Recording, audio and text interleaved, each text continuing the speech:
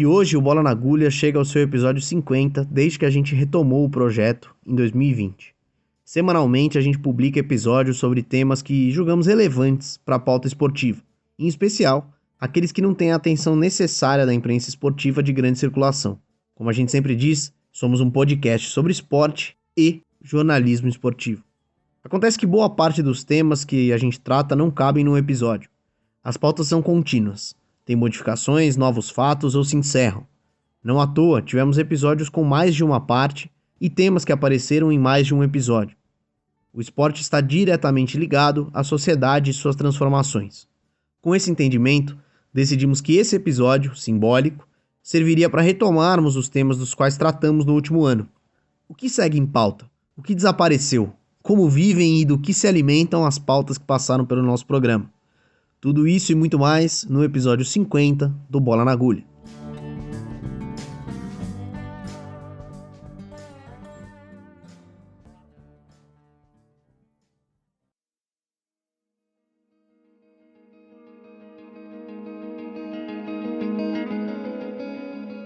No dia 23 de maio de 2020, quando publicamos nosso primeiro episódio sobre futebol e Covid-19, o Brasil registrava 330.890 casos de coronavírus e 21.048 mortes.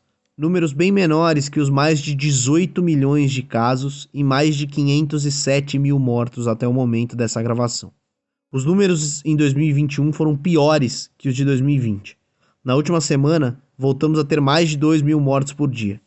Mesmo assim, a sensação é de que a pandemia era vista com mais medo ano passado.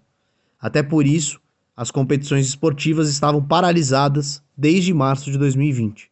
Nenhuma partida de futebol profissional aconteceu em 3 meses de quarentena, entre março e junho. Eurocopa e Copa América foram adiadas. Depois desses 3 meses, a Europa retomou parte dos seus campeonatos, já que a maioria dos países estava começando a controlar os casos de Covid e os casos entre esportistas eram raros. Aqui no Brasil, com a pandemia descontrolada, a CBF e uma parte dos clubes começou a puxar a corda para a volta do futebol brasileiro o quanto antes. Flamengo e Vasco se reuniram com o presidente Jair Bolsonaro para tratar do assunto. Aliás, essa lógica de forçar a barra foi usada algumas vezes desde então. O futebol no Brasil foi retomado em junho de 2020. Os estaduais terminaram em julho e o Campeonato Brasileiro começou em agosto. Logo depois da primeira rodada, a gente fez mais um episódio sobre futebol e pandemia. O momento da pandemia era mais controlado do que em maio, mas os protocolos da CBF estavam sendo questionados. Vários jogos foram suspensos por causa de surtos de Covid nos times. Mas a temporada continuou e com a retomada da Copa do Brasil e dos torneios sul-americanos, o calendário ficou extremamente apertado. Teve um acordo entre a Federação Nacional dos Atletas, que é a FENAPAF, e a CBF, a Confederação Brasileira de Futebol, que diminuiu o tempo mínimo que era necessário de descanso entre os jogos. Antes, eram necessárias 72 horas de intervalo entre um jogo e outro. O acordo diminuiu esse intervalo para 48 horas. E um detalhe, a gente falou bastante sobre a FENAPAF no episódio 45 do Bola na Agulha. Mas voltando ao acordo, ele gerou umas situações bizarras. O Palmeiras, por exemplo, que foi finalista da Libertadores e da Copa do Brasil, passou boa parte da temporada fazendo 3 ou 4 jogos por semana. Ou seja, jogo dia sim e dia não. A temporada 2020 do futebol brasileiro terminou oficialmente no dia 7 de março de 2021, quando o Palmeiras venceu o Grêmio na final da Copa do Brasil. E a essa altura, os estaduais de 2021 já tinham começado. O balanço final do Campeonato Brasileiro da Série A foi de 320 casos de Covid-19 entre jogadores e técnicos. O campeão foi o Flamengo, que durante o torneio foi o principal agente pela volta do público aos estádios. E recentemente, o vice-presidente do Flamengo e vereador do Rio de Janeiro, Marcos Braz, disse que dava para ter 10 mil pessoas facilmente num estádio de futebol. Foi mais uma dessas declarações estranhas do Braz. A gente falou bastante dele no episódio 26, e sobre a relação entre o esporte e as eleições municipais de 2020 ao redor do Brasil. Na temporada que está acontecendo agora, já teve um momento de paralisação em alguns estados. Em São Paulo, o Campeonato Paulista ficou suspenso de 15 de março a 9 de abril. E foi justamente no momento mais agudo da pandemia, quando a média de mortes bateu ali na casa dos 4.000. Na mesma época, um estudo mostrou que o contágio durante o Paulistão era consideravelmente maior do que o de boa parte dos campeonatos aí pelo mundo. A paralisação do Estado paralisaria também o futebol. A Federação Paulista e boa parte dos clubes fez de tudo para manter o torneio acontecendo, a qualquer custo. Até levar os jogos para outros estados foi cogitado, como se a pandemia tivesse melhor em algum outro lugar do Brasil. O Paulistão e os outros estaduais acabaram sendo concluídos e teve início então o Campeonato Brasileiro de 2021.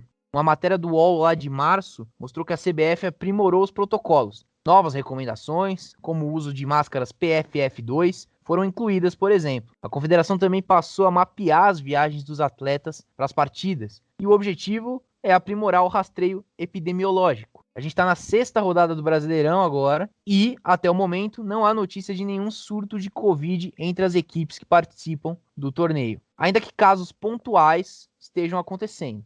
É bom lembrar que a grande maioria dos atletas não está nos grupos elegíveis para vacinação contra a Covid-19 ainda. Até por isso, tem ocorrido reinfecções. A CBF chegou a dizer que compraria vacinas caso o Congresso aprovasse a compra por entidades privadas. Mas a lei segue parada no Senado, o que impede essa furada de fila pelo futebol. Quer dizer, impede mais ou menos, né? Isso porque a Conmebol, que é a Confederação Sul-Americana de Futebol, recebeu uma doação de 50 mil doses do laboratório Sinovac.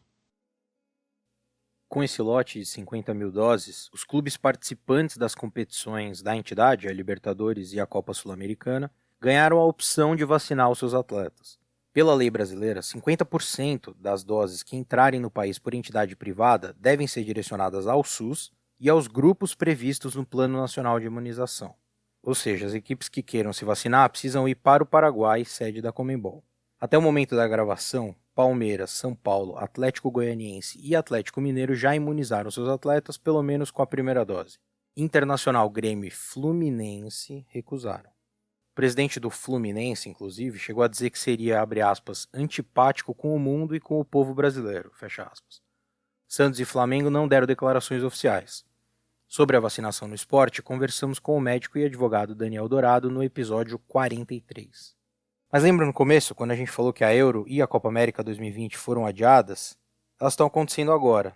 Na Europa, a pandemia está mais estável, com o ritmo de vacinação crescente e os protocolos, pelo menos para as seleções, aparentemente funcionando. São 3 casos de Covid noticiados em 2 semanas de campeonato. Nas 11 sedes, previstas já há bastante tempo, tem público nos estádios. A porcentagem varia de acordo com a lei do país. Tem estádio com 10%, 20%, 50% de capacidade. O único com 100% é o estádio de Budapeste, na Hungria. Essa logística só foi possível porque o modelo da Euro estava desenhado com muita antecedência. Exatamente o oposto do que aconteceu com a Copa América. A previsão era de que ela começasse dia 11 de junho, com sede na Argentina e na Colômbia. Os 2 países desistiram de sediar a competição. O motivo da Argentina foi exclusivamente a pandemia. Qual foi a solução que a Conmebol, a CBF e o governo federal encontraram? Organizar um torneio de 1 mês com atletas vindos de 9 países diferentes em 1 semana e justamente no país que tem o pior quadro de pandemia no continente, que é o Brasil. Em 2 semanas já são cerca de 150 infectados entre jogadores, comissões técnicas e prestadores de serviço do torneio. Já saíram notícias de que o Ministério da Saúde se arrependeu de apoiar a realização da Copa América. E a vinda da Copa América para o Brasil amplificou uma crise que já parecia iminente na Confederação Brasileira de Futebol. No nosso episódio 46, a gente falou sobre uma série de notícias que apontavam problemas na relação entre o presidente Rogério Caboclo, os dirigentes e os funcionários da CBF. O comportamento autoritário e intransigente do Caboclo foi a principal causa da indisposição. Quando a Copa América foi anunciada, a crise ficou escancarada. Jogadores e comissão técnica da seleção brasileira não gostaram de como as coisas foram conduzidas, sem que eles fossem consultados, e ameaçaram não disputar a Copa América. Segundo o jornalista André Rizek, o Rogério Caboclo queria demitir o técnico Tite para agradar o presidente Jair Bolsonaro. No meio desse turbilhão, foi oficializada uma denúncia de assédio moral e sexual feita por uma funcionária da CBF contra Rogério Caboclo. A denúncia foi publicada em primeira mão pela Gabriela Moreira e o Martim Fernandes, da Rede Globo. O presidente foi afastado e largou a bomba da Copa América nas mãos do vice-presidente mais velho da CBF, o Coronel Nunes. Se o afastamento se mantiver, o que é bastante provável, vão ter eleições na entidade. Só podem ser candidatos os 8 vice-presidentes. A gente falou bastante sobre eles no nosso episódio anterior, o 49. E no nosso próximo episódio, o 51, a gente também vai falar sobre algo que tem relação com a crise da CBF. Isso porque na semana passada, os 20 clubes da Série A oficializaram a intenção de criar uma liga de clubes para organizar o Campeonato Brasileiro. A ideia é que a gestão do maior campeonato do país seja feita pelos times que participam dele, em um modelo semelhante ao das ligas europeias. Isso seria mais um golpe duro na CBF, que perderia seu principal produto. Mas como eu acabei de dizer, a gente vai falar sobre isso e mais outras coisas desse tema na próxima semana. Além da pandemia, que impactou completamente a organização esportiva no país, o esporte sempre transitou no poder público, né? Ao longo dos nossos 50 episódios, alguns foram dedicados a mostrar essa relação tão próxima. Nesse período, pautas esportivas importantes passaram pelas casas legislativas. A que gerou maior alarde foi a MP 984, que mudava os direitos de transmissão de eventos esportivos. Eles passavam a ser exclusivos do mandante da partida, sem que fosse necessária a concordância do clube adversário para negociar o jogo. Hoje, se o time mandante quiser vender a transmissão da sua partida para uma emissora qualquer, o time visitante participa dessa negociação.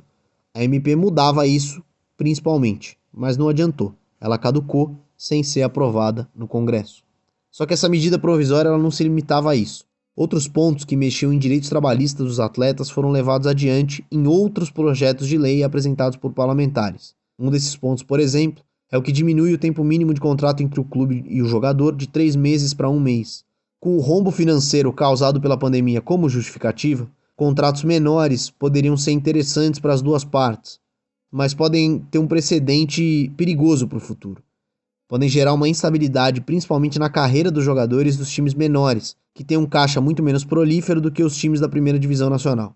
Outro tema puxado pela pandemia, que respingou no Congresso, foi as finanças dos clubes brasileiros. Boa parte deles estão em situação pré-falimentar. Alguns já estão afundados na lama, como o caso do Botafogo, do Vasco e do Cruzeiro. Outros já estão com o alerta ligado, o Atlético Mineiro, o Corinthians e o Santos. Times com dívidas galopantes. Mas mesmo os que têm seus caixas mais saudáveis, mais estáveis, como Palmeiras e Flamengo, também viram as receitas afundarem. E a principal manobra política dos clubes foi conseguir que fosse adiado o pagamento das parcelas do Profut. A gente abordou bastante o Profut no nosso episódio 20. Ele é um programa criado ainda no governo da Dilma para estancar a sangria da vida financeira dos clubes de futebol no Brasil. Um programa para que os clubes refinanciem as suas dívidas públicas e possam ter condições de amenizar o peso delas nas suas receitas. E esse projeto foi adiante. Ele está correndo até que seja encerrado o estado de calamidade pública em função da pandemia. E a questão das finanças dos clubes reverbera até hoje. No começo de junho, o Senado aprovou o projeto da SAF, a Sociedade Anônima do Futebol. Esse projeto regulamenta a possibilidade dos clubes virarem empresas. Seria facultativo, ou seja, eles não seriam obrigados a deixar de ser associações. Os senadores que aprovaram o texto dizem que isso garante autonomia aos clubes para que eles possam avaliar se vale ou não a pena essa conversão em empresa. Esse projeto de lei contou com uma articulação intensa do futebol de Minas Gerais. O América Mineiro e o Cruzeiro foram amplamente favoráveis. O América já tem até um projeto encaminhado para virar empresa. E o Cruzeiro enxerga aí uma oportunidade de revolucionar o caos financeiro que o clube vive atualmente. Além disso, o texto é de autoria do presidente do Senado, o mineiro Rodrigo Pacheco, que havia prometido que levaria essa pauta adiante. Mas não é só em Minas que o projeto foi comemorado. No Rio de Janeiro também, onde há um caso emblemático, que é o do Botafogo, e que a gente falou por aqui também. O time tem mais de R$1 bilhão em dívidas e tem tentado há anos colocar em prática a Botafogo SA, que não tem ido para frente. A gente falou detalhadamente desse caso do Botafogo no nosso episódio 31. Ainda sobre política de abrangência nacional, a gente também dedicou um episódio para falar da tramitação do projeto da Lei Geral do Esporte no Senado. Como a gente explicou no episódio 36, esse PL tem o intuito de condensar num texto único todas as leis que gerem o esporte brasileiro atualmente. É a Lei Pelé, o Estatuto do Torcedor, a Lei de Repasse de Recursos Federais, por aí vai. Além do mais, junto à lei geral, também seria estabelecido o Fundo Nacional do Esporte, o que, segundo os apoiadores do texto, iria servir para oxigenar financeiramente a base do esporte brasileiro, principalmente para as modalidades que estão longe dos holofotes. Mas desde que a gente fez esse episódio, em fevereiro de 2021, a questão não avançou mais. Ela continua pendente para ser avaliada pela Comissão de Constituição e Justiça. E a gente também abordou disputas políticas municipais. A principal delas, a disputa sobre a concessão que entregaria o complexo do Ibirapuera em São Paulo para a iniciativa privada. A gestão PSDBista do estado de São Paulo e da capital na época do João Dória, com o Bruno Covas, então prefeito, tentou empurrar de todo jeito a privatização para frente. A ideia era reformar o estádio principal, demolir outros equipamentos esportivos e construir espaços comerciais, como shoppings, estacionamentos, redes de hotelaria e por aí vai. Tanto acadêmicos quanto arquitetos se colocaram contra, alegando que o complexo tem valor histórico-cultural para a cidade e que por isso ele precisa ser preservado. Atletas também entraram nessa briga. Eles protestaram dizendo que a concessão acabaria com um dos poucos espaços da cidade que abrigam diferentes modalidades. Muitos deles ficariam sem ter onde treinar. A gente falou bastante sobre esse assunto no nosso episódio 30, que inclusive tem 2 partes. A pressão popular, tanto de atletas quanto de acadêmicos e arquitetos, chegou na Alesp, a Assembleia Legislativa de São Paulo. A Mônica Seixas, do PSOL, entrou com pedido para que a concessão fosse bloqueada. E aí a pauta ficou 2 meses sem tramitação. Agora, ela está na Comissão de Administração Pública e Relações de Trabalho e foi entregue ao deputado Teonílio Barba, do PT. Paralelamente a isso, o IPHAN, Instituto Nacional de Preservação do Patrimônio Histórico e Cultural, também começou a correr para tombar o complexo, o que impediria, então, as obras que descaracterizassem o espaço. A primeira vistoria do relatório de tombamento foi feita agora em maio.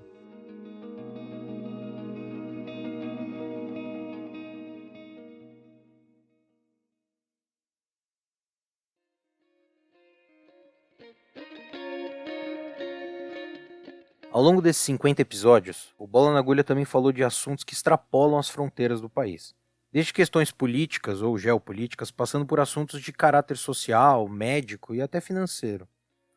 Mas para manter um pouco da nossa linha inicial do episódio, que a gente falou de Olimpíadas, um dos primeiros desses assuntos internacionais que foram tratados aqui se refere, de certa forma, aos Jogos Olímpicos. Em novembro de 2020, a gente trouxe para o centro da pauta o caso de um lutador profissional iraniano que havia sido preso por conta de protestos contra o governo vigente e que estava para ser executado por esse mesmo governo. A pena de morte é permitida no país, o que por si só já gera debates no mundo inteiro. Mas essa questão específica envolvendo um atleta gerou uma enorme comoção na comunidade esportiva, mesmo não sendo alguém famoso ou com competições internacionais no currículo. Resumindo, Navid Afkari foi preso e condenado à morte por supostamente assassinar um funcionário do governo durante protestos em 2018. O Afkari, por outro lado, dizia ser torturado para confessar o crime que ele não cometeu. A situação dele, que ficou preso numa cadeia totalmente insalubre depois da condenação, foi revelada por jornalistas iranianas às vésperas da data marcada para a execução. E apesar dos pedidos para que a sentença fosse revista ou cancelada, inclusive do presidente dos Estados Unidos na época, o Donald Trump, Afkari acabou sendo executado. E a execução foi feita de uma maneira totalmente torta e atropelada, às pressas, o que gerou várias dúvidas sobre como se deu esse processo. Tem suspeitas, por exemplo, de que na verdade ele morreu sendo torturado pelas autoridades, de forma, entre aspas, acidental. E aí, para acobertar esse crime, as autoridades alegaram que ele foi executado. O que gerou estranhamento no advogado da família, nos próprios familiares, na imprensa. Ninguém estava sabendo que isso ia acontecer. E por que esse caso tem a ver com as Olimpíadas? Porque logo depois dessa execução, aumentaram os pedidos de ONGs, de atletas e até de federações de alguns países para que o Irã fosse excluído das Olimpíadas de Tóquio, adiadas para esse ano de 2021. Só que o clamor não deu em nada e o Comitê Olímpico Internacional não puniu o Irã de nenhuma forma. O COI ainda tentou desconversar ao dizer que estava chocado com a execução do Afkari, mas que não podia interferir na soberania das nações no caso do Irã. Enfim, o que se viu desde então foi o seguinte: alguns atletas iranianos desertaram do país e foram representar outros países, justamente por não concordarem com o governo vigente. Um dos casos é a Kimia Alizadeh, única medalhista mulher da história do Irã. A medalhista de bronze no Rio, em 2016, fugiu para a Holanda e abandonou qualquer possibilidade de ir aos Jogos representando o Irã. A lutadora de Taekwondo afirmou que os atletas são ferramentas políticas no Irã, tanto para medalhas quanto para serem utilizados de bodes expiatórios, digamos assim. O Afkari poderia muito bem se enquadrar na fala da Kimia. Enfim, o Irã vai para os Jogos de Tóquio e o caso Afkari continua mal explicado e sem grandes revelações nos últimos meses. 2 irmãos do Navid continuam presos, condenados por crimes semelhantes ao do irmão. E a família dele segue lutando para tirar os dois, Vahid e Habib, de lá. Só que isso não é tarefa fácil. Recentemente até a mãe deles acabou agredida em um protesto pela liberdade dos filhos vivos e pela justiça do filho morto. Além dela, a irmã também sofreu repressão e teve o telefone confiscado por policiais. Ou seja, o governo iraniano segue perseguindo os Afkari depois de executar o Navi de forma silenciosa, rápida e muito suspeita.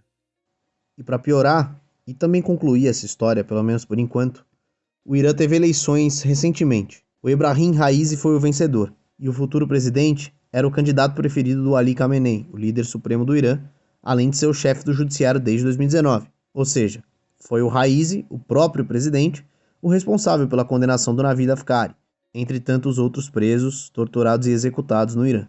Na verdade, ele já é acusado de crimes contra a humanidade há muito tempo. Em 1988, o nome do Raisi foi associado a um massacre no país que matou mais de 5.000 pessoas. Esse é o novo presidente do Irã, ou seja, o segundo na hierarquia de comando. O país vai às Olimpíadas normalmente, enquanto o governo local tenta silenciar o caso do Navid Afkari, mas a família dele ainda está tentando lutar pelos seus irmãos, vivos e presos nesse momento, na mesma cadeia em que o Navid foi morto. Fica então a sugestão para quem quiser saber mais desse caso, na época em que aconteceu. É só ouvir nosso episódio 17, onde a gente detalhou a história. Mesmo gravado em novembro, o episódio segue bastante atual. Outro assunto que também envolve política e um governo questionado mundialmente se refere a Mianmar. Esse foi um episódio mais recente do Bola na Agulha, no qual a gente tratou sobre o golpe de Estado que o país asiático sofreu em fevereiro de 2021. Em meio às manifestações no país e confrontos sangrentos, esportistas se posicionaram. Na época, a seleção de futebol anunciou um boicote enquanto a democracia não fosse restabelecida. Por conta disso, as partidas de Mianmar pelas eliminatórias da Copa do Mundo acabaram sendo adiadas. Uma delas, contra o Japão, foi jogada somente em 27 de maio. O Japão venceu por 10-0, muito porque a seleção de Mianmar entrou em campo com um time improvisado. Os principais jogadores da seleção mantiveram o boicote e não foram para a partida, que ainda contou com uma manifestação de cidadãos de Mianmar do lado de fora. Eles diziam justamente que aquela seleção em campo não os representava. Deu para perceber então que um pouco mais de 4 meses depois do golpe militar, Mianmar segue sob o domínio total dos militares. Recentemente, a Aung San Suu Kyi, a líder do partido LND, que tinha sido presa pelo exército, sofreu mais sanções no seu país, por corrupção. Ela é apoiada por uma parte da população que pede a libertação dela, assim como a volta da democracia. Enfim, a situação em Mianmar segue parecida com a de fevereiro. O golpe ainda está em curso, apesar de ser bastante repreendido pela comunidade internacional. A ONU, inclusive, vai tentar, pela segunda vez, estabelecer um embargo de armas para o país, para dificultar a ação violenta das autoridades. Para quem quiser saber mais, a gente sugere o episódio 35 do Bola na Agulha, gravado logo depois do golpe, em 1º de fevereiro, que dá um panorama interessante da história de Mianmar.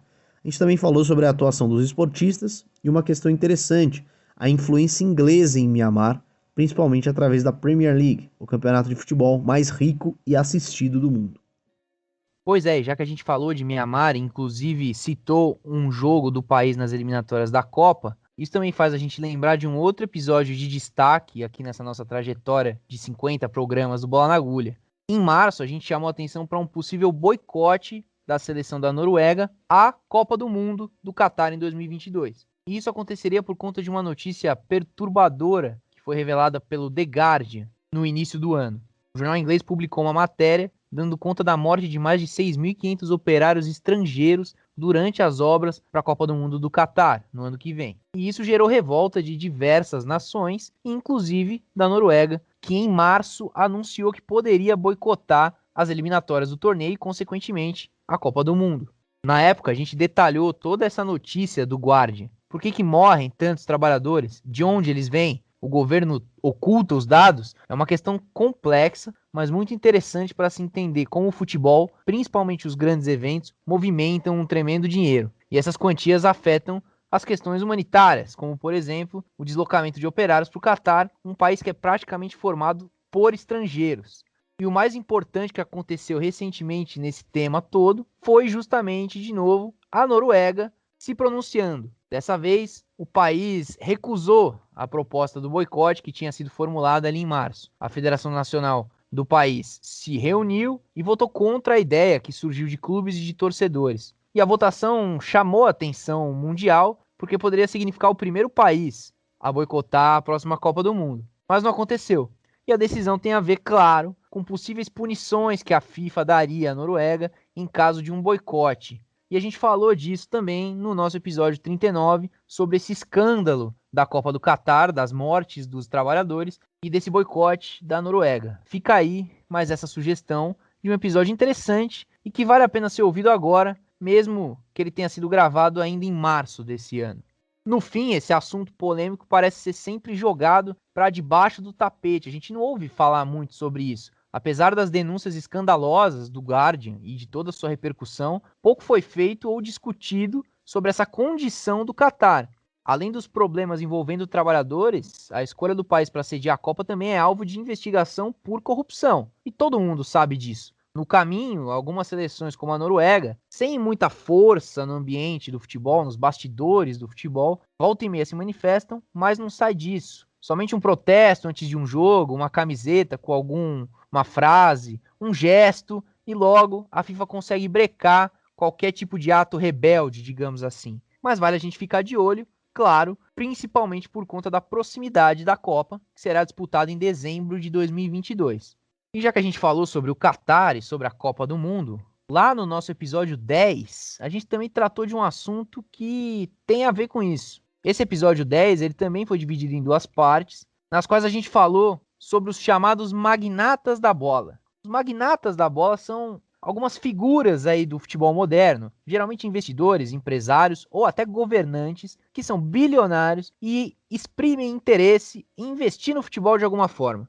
Muitos desses investidores vêm ali do Oriente Médio, de países como o próprio Catar, Emirados Árabes Unidos, Arábia Saudita, mas também tem outros, por exemplo, da China e dos Estados Unidos. E por que isso acontece? Quando a gente olha para o futebol europeu agora, a gente vê um domínio desse perfil de investidor em grandes clubes, caso do PSG na França, do Chelsea, do Manchester City na Inglaterra e tantos outros. E é por isso que a gente decidiu fazer um episódio sobre o assunto, porque ele abarca diversas questões diferentes.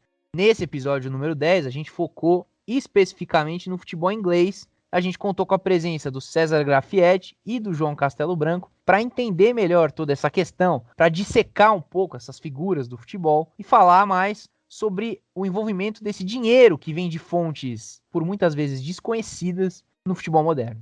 E essa movimentação absurda de dinheiro que o futebol proporciona e que justifica os investimentos estrangeiros estimula algumas ideias para lucrar mais. Uma delas é a Superliga Europeia. Era uma ideia antiga, mas que explodiu mesmo no fim de abril desse ano, quando a competição foi revelada. O intuito era juntar as maiores potências do futebol europeu num clubinho privado. Real Madrid, Barcelona, Juventus, Milan, Inter, Manchester City e mais alguns outros times, 12 no total, tentaram emplacar esse torneio. Nele, essas equipes jogariam entre si, passando por cima dos campeonatos locais, da própria UEFA e de times menores. A gente falou sobre ela ainda em outubro do ano passado, quando o projeto tinha poucas informações. Vale a pena o episódio 43, que a gente gravou em maio, em que a gente recuperou esse assunto e ainda falou sobre o novo formato da Champions League, justamente o principal torneio da UEFA, que seria deixado de lado pela nova Superliga. Enfim, a tal Superliga fracassou depois da repercussão horrível entre todo mundo. Não será tão cedo que alguns chamados clubes gigantes, clubes grandes, vão conseguir monopolizar o futebol europeu.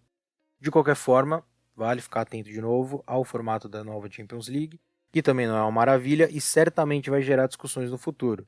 Para ficar a par delas, ouça então o nosso episódio 43 que eu falei.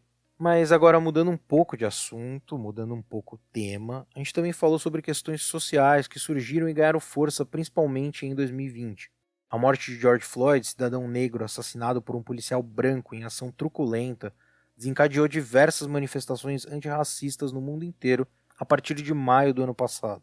E claro que o mundo do esporte não ficou de fora desse movimento, ao menos fora do Brasil. Inspirados por hashtags como a Black Lives Matter, os jogadores da NBA, Liga de Basquete dos Estados Unidos, fizeram diversos protestos. Eles foram às ruas, ajoelharam durante o hino nacional e até boicotaram partidas da fase final da competição, em agosto, depois que outro homem negro foi atacado por policiais. O nome dele é Jacob Blake. Enfim, nós falamos sobre isso no nosso episódio 16, que tratou especificamente dos eventos ocorridos na NBA. Só que antes disso, no episódio 8, a gente já havia abordado o racismo no esporte com foco no automobilismo, principalmente a NASCAR. A NASCAR é uma categoria de corridas dos Estados Unidos muito tradicional no sul e em estados com histórico de segregação racial. Também por isso, a presença de negros na modalidade é quase inexistente. Nesse episódio, falamos sobre casos de racismo com Bubba Wallace, único piloto negro na elite da NASCAR. Vale a pena ouvir porque também fizemos um resgate histórico da NASCAR e a sua relação com as bandeiras confederadas, símbolo de racismo que ainda existe nos Estados Unidos. Bom, e por fim, nesse giro internacional aí, nessa nossa versão do Manhattan Connection, também vale chamar a atenção para a ala médica do Bola na Agulha. Em 2 oportunidades a gente tratou de pautas relacionadas ao desempenho físico dos atletas de diferentes modalidades. Primeiro, lá no episódio 24, a gente falou sobre as concussões no futebol. As lesões de cabeça são uma pauta frequente de outras modalidades, como futebol americano, boxe e hóquei. Só que a preocupação também chega ao futebol, já que os choques de cabeça entre os jogadores se tornaram muito mais frequentes e violentos em função da fisicalidade do jogo. A gente falou mais sobre os protocolos da FIFA para combater essas jogadas perigosas, além de casos de ex-jogadores, como o lendário inglês Bob Charlton, que vem sofrendo as sequelas das cabeçadas na carreira. Aos 83 anos, o Charlton tem demência e lembra de muito pouca coisa. E ele não é o único. Além dos problemas das concussões, também falamos de doping. Foi no episódio 29, quando abordamos as novas diretrizes da WADA, a agência que regula o uso de substâncias no esporte mundial. Na época, em dezembro de 2020, a WADA anunciou uma mudança com relação a drogas sociais, como a maconha, alterando eventuais punições pelo seu consumo. A gente explicou melhor as mudanças e relembrou casos no Brasil e no mundo que ajudam a entender melhor a questão. A gente também aproveitou para falar um pouco mais sobre a agência que fiscaliza o doping no nosso país, a ABCD, que é a Agência Brasileira de Controle de Dopagem. E a gente caminha para o fim desse episódio 50. Um episódio diferente, mas que a gente fez para mostrar à nação agulheira que a gente segue de olho nos assuntos dos quais a gente tratou. A ideia daqui para frente é seguir buscando temas como esses, de relevância para o esporte e para a sociedade. A gente sempre fala que os temas escolhidos pelo Bola na Agulha são aqueles que a imprensa esportiva não trata como deveria ou nem chega a falar sobre. E fazer esse episódio foi importante para reafirmar essa ideia. Muitas das pautas que, na época dos nossos episódios, tiveram alguma atenção foram pouco abordadas depois, mesmo as que tiveram atualizações. O caso do Navid Afkari é exemplar. Na época que ele foi executado, alguns portais do Brasil deram a notícia, mas tudo o que aconteceu depois, sobre a família dele, os irmãos, não foi abordado. Nossa principal fonte foram os veículos internacionais. Por aqui os assuntos são sempre os mesmos. Horas a fio de mesa redonda e discussões inócuas. Crise na CBF, denúncia de assédio, 150 casos de Covid na Copa América e o que uma das emissoras que transmite o torneio prefere discutir? Se o Flamengo ganharia da seleção uruguaia. Ou se o Arrascaeta, que é uruguaio, teria espaço na seleção brasileira. A justificativa é a audiência. Dizem que falar de futebol e dessa forma superficial, fazendo comparações que acrescentam pouco, atrai mais o público. Mas essa discussão muitas vezes parece comodismo, né? A imprensa ela tem também o papel de qualificar o debate. Não adianta simplesmente sentar em cima da audiência para justificar a pobreza de conteúdo. Mas sobre isso, sobre esses temas, a gente falou melhor com os nossos convidados e convidadas do Linha Fina, que é o nosso programa de entrevistas e que vocês podem conferir nos nossos episódios 4, 5, 7, 11, 19 e 47.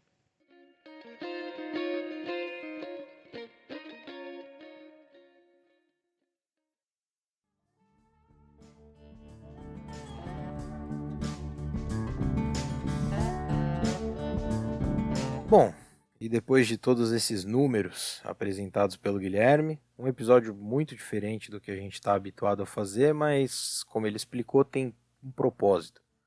A gente jamais faria um episódio como esse sem propósito nenhum. Mas eu não preciso falar mais nada. Quero agradecer a audiência que acompanhou o programa ao longo desses 50 episódios, a audiência cativa do programa. Queria agradecer ao Álvaro, que foi genial. E queria agradecer ao Guilherme por todo o carisma que ele traz para o programa. Bom, agradeço ao Gabriel pelos elogios. Eu estou treinando aí, que eu vou anunciar os números da telecena de São João semana que vem. Então esse programa foi importante, com a quantidade de número que a gente falou. Esperamos que vocês decorem esses números. Ou não também, qualquer coisa manda um zap, uma DM no Instagram que a gente fala o número do episódio. Não é muito difícil pra gente, não. Mas é isso, muito obrigado. É legal chegar até aqui, até esse episódio 50. E mais legal ainda, sabendo que depois de mim, quem vai falar é ele, que vocês tanto conhecem. O rei da voz e meu grande amigo, Álvaro Logulo Neto. Não precisa nem decorar nada não, e nem mandar um zap pra você, ou pro Gabriel, ou pra mim. É só entrar lá no canal do YouTube que a gente tem. Já tô fazendo aqui a propaganda de final de episódio, mas você entra lá no nosso canal do YouTube, ou em outro tocador aí de podcast que você preferir, e a lista tá lá inteira, com uns 50 episódios que a gente fez, dos quais a gente não conseguiu falar de todos aqui, hein? Que fique claro nesse final de programa. Tem muita coisa que a gente não conseguiu falar. A gente falou de outros esportes, a gente falou sobre tênis, sobre apostas esportivas, a gente falou sobre o futebol argentino, sobre os 2 anos da tragédia que matou 10 crianças no Ninho do Urubu do Flamengo. Então tem muitos outros temas aí que a gente não tratou, porque a gente preferiu escolher aqueles que tiveram atualizações, enfim. Mas é só você entrar no nosso canal, alguma coisa tem que satisfazer você. A gente já brincou sobre isso aqui algumas vezes. Não é possível que em 50 episódios tudo não presta, não é possível. Algum tem que prestar, você vai gostar de algum deles, com diferentes tamanhos, com diferentes temas. Esse é o Bola na Agulha e agora a gente vai rumo ao 100º episódio, porque os membros desse podcast são fissurados em um número redondo.